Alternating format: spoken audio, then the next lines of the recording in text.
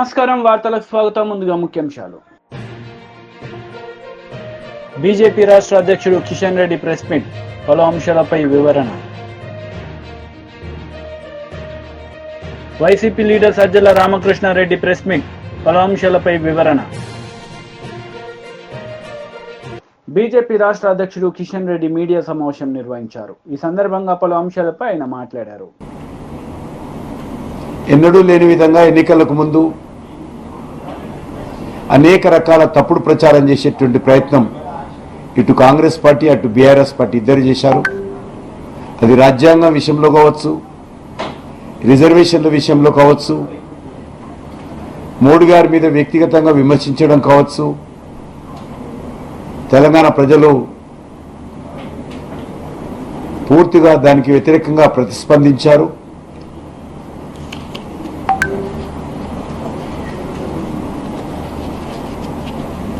తెలంగాణలో ఎవరు గెలిచినా మా మద్దతుతోటే గెలుస్తారు, మేమే కీలకం అనే విధంగా మజ్లిస్ పార్టీ వ్యవహారం కూడా ఈరోజు తెలంగాణలో బీజేపీకి మరి అనుకూలంగా ప్రజలు మారారని భావిస్తా ఉన్నాం. మేము బీఆర్ఎస్ అంటే బీఆర్ఎస్, మేము కాంగ్రెస్ అంటే కాంగ్రెస్, మేమే తెలంగాణలో డిసైడింగ్ ఫ్యాక్టర్ అనేటువంటి అహంకారంతో ఎంఐఎం పార్టీ ఒక్కొక్క సీటు మీద ఎవరు గెలవాలి అనేటువంటి విధంగా సూటు కేసులు తీసుకొని అభ్యర్థుల నుంచి మద్దతు ప్రకటించడం జరిగింది. దాని కారణంగా కూడా ప్రజల్లో ఈరోజు మోడీ గారు రావాలనేటువంటి ఏకైక ఆలోచన, మోడీ గారు మళ్ళీ ప్రధానమంత్రి కావాలనేటువంటి ఆకాంక్ష తెలంగాణ ప్రజల్లో చాలా స్పష్టంగా కనిపించింది. ముఖ్యంగా గ్రామీణ ప్రాంతాల్లో అనేక గ్రామాలు కాంగ్రెస్, బీజేపీ, బీఆర్ఎస్ కూర్చొని ఈసారి మన గ్రామం నుంచి మెజార్టీ ఓట్లు మోడీ గారికి వేద్దామనేటువంటి నిర్ణయం తీసుకోవడం అనేటువంటిది చాలా గ్రామాల్లో జరిగింది. అది కూడా 1-2 రోజుల ముందే పూర్తి స్థాయిలో నిర్ణయం తీసుకున్నారు వాళ్ళు. దాని పర్యవసానమే ఈరోజు గ్రామీణ ప్రాంతాల్లో ఎక్కువ శాతం ఓట్లు బీజేపీకి అనుకూలంగా రావడం ఏదైతున్నదో చాలా స్పష్టంగా కనిపిస్తూ ఉంది. ఇన్నాళ్ళు బీజేపీ లేనటువంటి గ్రామాల్లో కూడా, బలంగా లేనటువంటి గ్రామాల్లో కూడా ఓటింగ్ శాతం మోడీ గారికి అనుకూలంగా, బీజేపీకి అనుకూలంగా చాలా స్పష్టంగా కనిపిస్తుంది. ముఖ్యంగా మహిళలు, యూత్ చాలా పెద్ద ఎత్తున బీజేపీకి అనుకూలంగా ఓటింగ్లో పాల్గొన్నారు. ఏదైతే Revanth Reddy and company, KTR and company వీళ్ళు రాజ్యాంగం మారుస్తారు, రిజర్వేషన్ ఎత్తేస్తారని ఇద్దరు పల్లెవెత్తుకున్నారు. ముందు కాంగ్రెస్ ఎత్తుకున్నటువంటి పల్లవి మేమే వెనుకబడిపోతామన్న ఉద్దేశంతో బీఆర్ఎస్ కూడా అదే పల్లెవెత్తుకున్నది. కానీ ప్రజలు ఆ స్టేట్మెంట్ చూసి నవ్వుకుంటున్నారు. ఈ దేశంలో రిజర్వేషన్స్ ఎత్తేసేటువంటి శక్తి ఎవరికీ లేదు. ప్రధానమంత్రి గారు ఒక మాట ముందుకెళ్ళన్నారు, డాక్టర్ బాబాసాహెబ్ అంబేద్కర్ గారు అనుకున్నా కూడా రిజర్వేషన్ ఎత్తేయలేరు. అటువంటి విధంగా ఈరోజు పటిష్టంగా ఈ దేశంలో రిజర్వేషన్స్ అమలు జరుగుతూ ఉన్నాయి. నా కంఠంలో ప్రాణం ఉండగా రిజర్వేషన్స్ నిర్వీర్యత కానివ్వను. మరింత అంకిత భావంతో రిజర్వేషన్స్ను అమలు. టీడీపీ పోలిట్ బ్యూరో సభ్యులు వర్ల రామయ్య మీడియా సమావేశం నిర్వహించారు. ఈ సందర్భంగా పలు అంశాలపై ఆయన మాట్లాడారు. ప్రజాస్వామ్యం రాష్ట్రంలో పరిఢవిల్లుతుంది. అప్పుడే రాజ్యాంగపరమైన పరిపాలన వస్తుంది, అప్పుడే ప్రజా పరిపాలన వస్తుందన్న నమ్మకంతో వాళ్ళు చూపించిన ఆశలకి ఆశపడలేదు. వాళ్ళు ప్రలోభ పడలేదు. వాళ్ళు భయపెట్టారు, భయపడలేదు. కర్రలతో కొట్టారు, భరించారు. రక్తం ధారలుగా కారుతున్నా కూడా భరించారు, ఓర్పుగా వెళ్ళి ఓటు వేశారు. మరి ఒక మహిళ తల చితికిపోయినా కూడా నేను ఓటు వేయాల్సిందని ఆ మహిళ చెయ్యి అడ్డం పెట్టుకొని పోలింగ్ బూత్లోకి వెళ్తే నరహంతకులైన వీళ్ళ గుండె మనస్సు కరగలేదు. అంతటి దుర్మార్గులు వాళ్ళు. రాష్ట్రం అంతా కూడా అన్ని చోట్ల అరాచకం సృష్టించారు, దౌర్జన్యం సృష్టించారు. ఓడిపోతా ఉన్న నిరాశ నిస్పృహలు వాళ్ళకి వెంటాడుతూ ఉన్నాయి. నిరాశ నిస్పృహలతోటి వైకాపా పార్టీ, జగన్మోహన్ రెడ్డి గారు అనే టీం కొట్టుమిట్టాడుతున్నారు. ఫ్రస్ట్రేషన్ అంటాం ఇంగ్లీష్లో. ఫ్రస్ట్రేషన్తో కొట్టుమిట్టాడుతూ ఇష్టం వచ్చినట్లుగా అలజలు సృష్టించి కనిపించిన తెలుగుదేశం పార్టీ కార్యకర్తలందరూ కూడా కొట్టాలని భ్రమించారు. లేదా మాచర్లలో ఏంటండి అరాచకం ఏంటండి? అలా పోలీసు వ్యవస్థ అసలు ఉన్నదా? పోలీసు వ్యవస్థ వెంటనే ఆ పిన్నెల్లి బ్రదర్స్ ఇద్దరిని కాళ్ళు కొట్టి లోపల పడేద్దండి, మెడబెట్టి గంటి లాకప్లో తాళం వేసేద్దు. లాకప్కి వాళ్ళిద్దరిని ఎట్లా అలౌ చేస్తారండి? ఆ వీడియో మావాడు కారులో వెళ్తూ వీడియో తీశాడు. అక్కడ ఏదో యుద్ధానికి వెళ్తున్నట్టుగా రాడ్లు పట్టుకొని, కర్రలు పట్టుకొని, కత్తులు పట్టుకొని వాళ్ళు వెళ్తూ ఉంటే చూచం చూస్తారా పోలీసులు?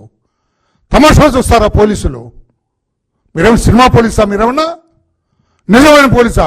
చట్టాన్ని కాపాడవలసిన మీరు, ధర్మాన్ని కాపాడవలసిన మీరు, చట్టబద్ధంగా వ్యవహరించవలసిన మీరు కర్రలు కత్తులతోటి వాళ్ళు వెళ్తుంటే చోద్యం చూస్తారా? వాళ్ళ కార్డౌన్ చేయొద్దు, వాళ్ళని పికప్ చేయొద్దు, ప్రివెంట్ వర్క్ చేయొద్దు, ఏం చేయకుండా చోద్యం చూస్తున్న ఈ పోలీసు వ్యవస్థని ఏమన్నా మాకు అర్థం కలదు.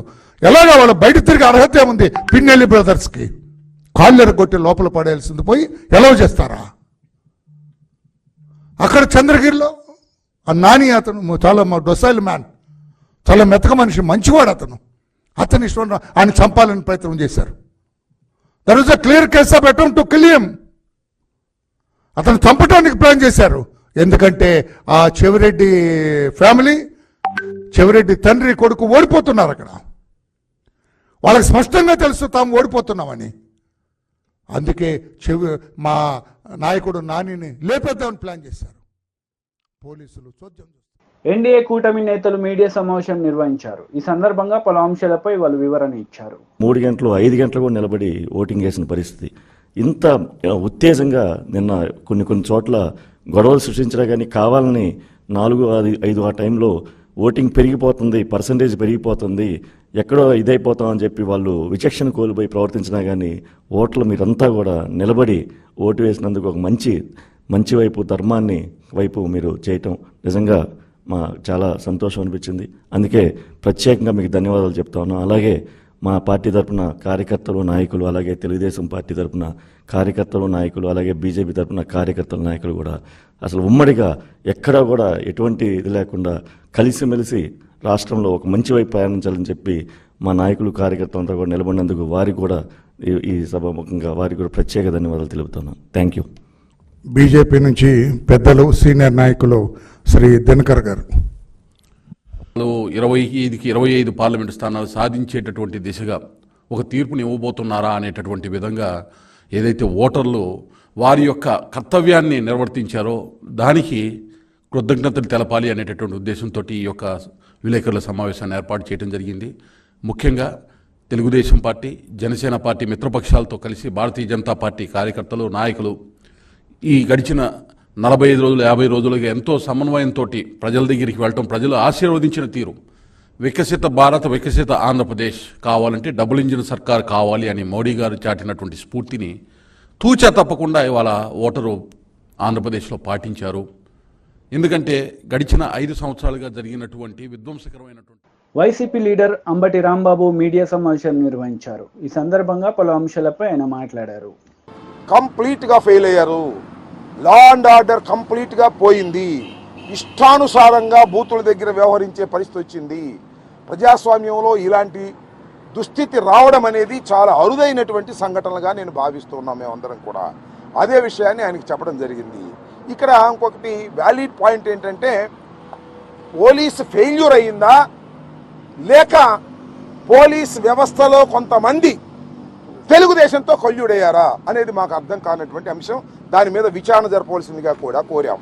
ఎక్కడైతే మాకు బాగా బలంగా ఓట్లు పడతాయి అనుకుంటారో అక్కడ పోలీస్ బందోబస్తు ఎక్కువ పెట్టారు. ఎక్కడైతే మాకు బలంగా ఓట్లు పడవు, తెలుగుదేశానికి అనుకూలంగా ఉంటాయి అనుకున్న చోట పోలీసులు పెట్టలేదు.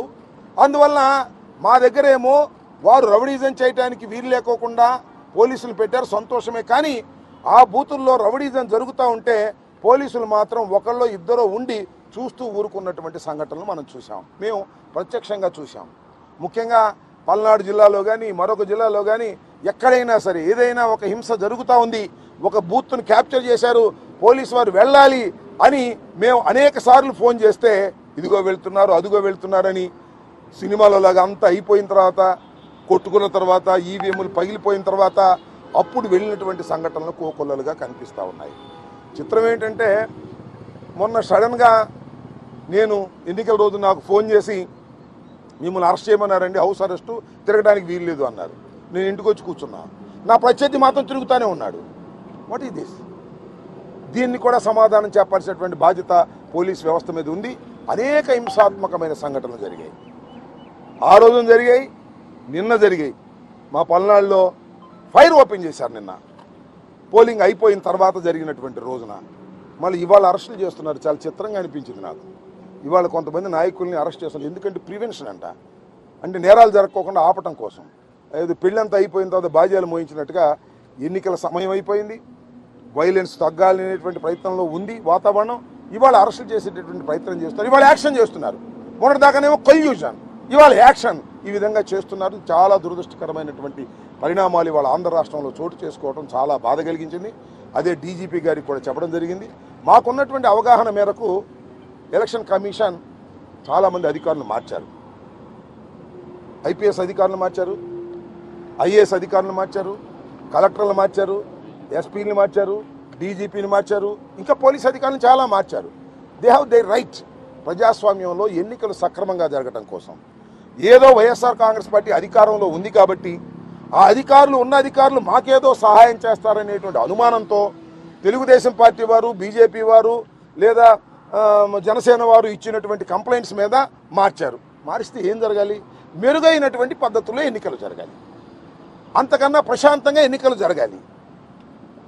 మా ప్రభుత్వంలో ఉన్నప్పుడు అధికారులు ఉంటే మాకు అనుకూలంగా ఉంటారనేటువంటి ఉద్దేశంతో మీరు మార్చారు. శభాష్. ప్రజాస్వామ్యంలో ఎలక్షన్ అథారిటీకి ఎన్నికల నోటిఫికేషన్ వచ్చిన తర్వాత వాళ్ళు మార్చొచ్చు, మార్చినటువంటి సంఘటనలు కూడా చాలా ఉన్నాయి, మాకే విధమైన అభ్యంతరం కూడా లేదు.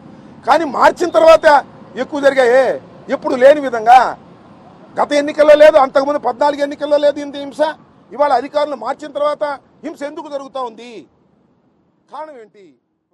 మాజీ మంత్రి కేటీఆర్ మీడియా సమావేశం నిర్వహించారు. ఈ సందర్భంగా పలు అంశాలపై ఆయన మాట్లాడారు. పరీక్షలు పెడతామని చెప్పి మాట ఇచ్చిన వాళ్ళు ఇవాళ 400 రూపాయల ఫీజుని 5 రెట్లు పెంచి 2000 రూపాయలు చేసిన ప్రభుత్వం కాంగ్రెస్ ప్రభుత్వం.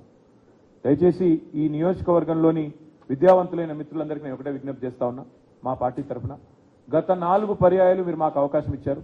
మా అభ్యర్థులు, మా గెలిచిన శాసన మండలి సభ్యులు మీ తరఫున శాసన మండలిలో ప్రభుత్వాన్ని ప్రశ్నించారు.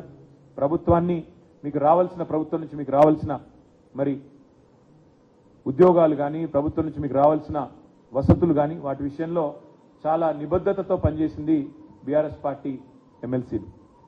ఈసారి కూడా మీరు ఆలోచించవలసింది, దయచేసి విజ్ఞప్తి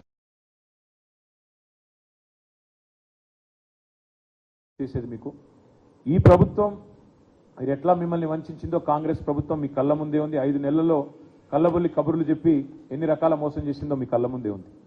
అదేవిధంగా 9.5 ఏళ్ల కేసీఆర్ గారి ప్రభుత్వంలో ఏ రకంగా విద్యావ్యాప్తికి, ఏ రకంగా మౌలిక వసతుల కల్పనకు కేసీఆర్ గారి ప్రభుత్వం పనిచేసిందో కూడా మీ కళ్ళ ముందే ఉంది. ఈ 3 జిల్లాల్లో, ఉదాహరణకి నల్గొండ జిల్లాని తీసుకుంటే, నల్గొండ జిల్లాలో బీఆర్ఎస్ ప్రభుత్వం ఏర్పడక ముందు ఒక్క మెడికల్ కాలేజ్ కూడా లేదు. కానీ బీఆర్ఎస్ ప్రభుత్వం వచ్చిన తర్వాత కేసీఆర్ గారి నాయకత్వంలో 3 మెడికల్ కాలేజీలు ఒక్క జిల్లాలోనే ఏర్పాటు చేసుకున్నాం. అదే మాదిరిగా కొత్త జిల్లాల ఏర్పాటు మాత్రమే కాకుండా ప్రతి జిల్లాలో విద్యా వ్యాప్తికి, విద్యావంతుల అభ్యున్నతికి చాలా చిత్తశుద్ధితో పనిచేసింది కేసీఆర్ ప్రభుత్వం. భారతదేశంలోనే అత్యధికంగా ఉద్యోగులకు, ఉపాధ్యాయులకు పే స్కేల్ ఇచ్చింది. 73% మరి ఆనాడు ఫిట్మెంట్ ఇచ్చింది బీఆర్ఎస్ ప్రభుత్వం. అదే మాదిరిగా 2 లక్షల ఉద్యోగ నియామకాలు.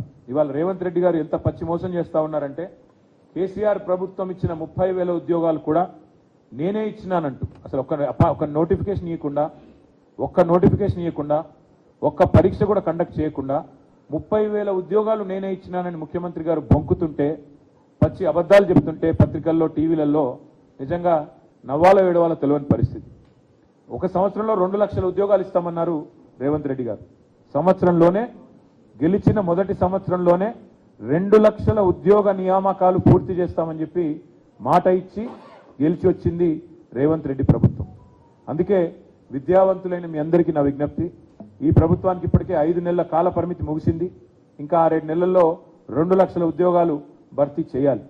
మరి 2 లక్షల ఉద్యోగాలు భర్తీ కావాలి అంటే ప్రశ్నించే గొంతు ఉండాలి, ప్రశ్నించే పార్టీ ఉండాలి, ప్రజలకు న్యాయం జరగాలి, విద్యావంతులకు న్యాయం జరగాలంటే ప్రశ్నించే రాకేష్ రెడ్డి లాంటి ఉత్సాహవంతుడైన యువకుడు శాసన మండలికి రావాలి. ఇవాళ కావాల్సింది అధికార స్వరాలు కాదు, కావాల్సింది ధిక్కార స్వరాలు, కావాల్సింది తప్పకుండా ప్రశ్నించే స్వరాలు, తప్పకుండా ప్రభుత్వాన్ని నిలదీసే స్వరాలు కావాలి. అందుకే శాసన మండలిలో ఒక యువకుడు, ఉత్సాహవంతుడు, డెఫినెట్గా మీ అందరికీ కూడా రేపటి రోజున మేలు చేయగలిగే విద్యావంతుల తరపున మరి ఒక బ్లాక్ మెయిలర్ని ఎన్నుకుంటే రేపటి రోజున జరిగేది ఏంటంటే మళ్ళీ ఆయన ఎప్పటికప్పుడు పార్టీలు మార్చడమే కాకుండా ఎప్పటికప్పుడు మీడియాను అడ్డం పెట్టుకుని బ్లాక్మెయిల్ చేసే ఒక వ్యక్తి అవతల వైపు కాంగ్రెస్ పార్టీ నుంచి పోటీ చేస్తూ ఉన్నాడు. ఆయన ఎప్పుడు ఏ పార్టీలో ఉంటాడో తెలియదు, ఎప్పుడు ఎవరిని నిందిస్తాడో తెలియదు.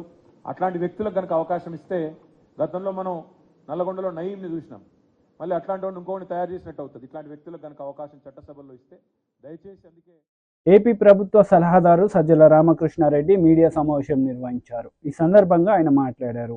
పెట్టుకుని కూటమి విన్నప్పటి దగ్గర నుంచి మీరు గమనిస్తే ఓ ప్యాటర్న్, పూర్తిగా అధికారం అంతా వయా ఎన్నికల కమిషన్ తెలుగుదేశం పార్టీ దాంట్లోకి పోయిందా అని అనిపించే రకంగా వరుసగా జరుగుతూ వచ్చాయి. వరుసగా జరుగుతూ వచ్చిన సంఘటనలు ఏవైనా ఉన్నా అవి అగ్రెసివ్ పోస్చర్, అంటే యాజ్ ఇఫ్ అధికారం అనేదే నడుస్తోంది అక్కడ నుంచి. ఎన్నికల కమిషన్ అధికార దాంట్లో జోక్యం చేసుకోకూడదు, దాంట్లో దుర్వినియోగం అవుతుంటే కట్టడి చేయాలి.